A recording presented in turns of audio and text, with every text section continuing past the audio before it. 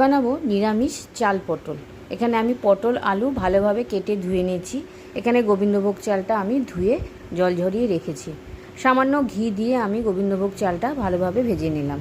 এবার কড়াইতে পরিমাণ মতন সাদা তেল দিয়ে দিচ্ছি।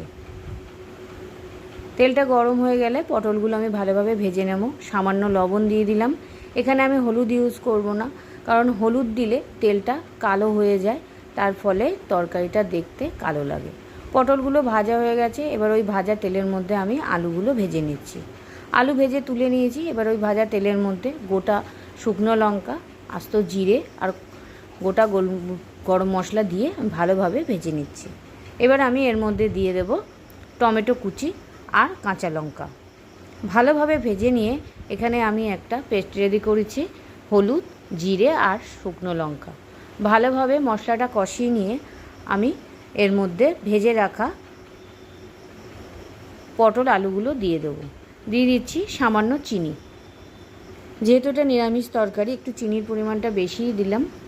ভেজে রাখা আলু পটলটা দিয়ে ভালোভাবে নাড়িয়ে চাড়িয়ে আমি এর মধ্যে দিয়ে দেব ভেজে রাখা গোবিন্দভোগ চালটা। সব কিছু ভালোভাবে মিশিয়ে নিয়ে আমি এর মধ্যে দিয়ে দেব পরিমাণ মতন জল।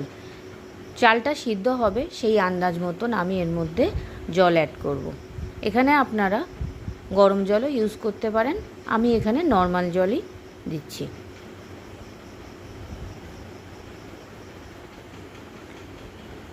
জল দিয়ে দিলাম। দিয়ে আমি এটা চালটা সিদ্ধ হওয়ার জন্য আমি ভালোভাবে ঢেকে দিলাম।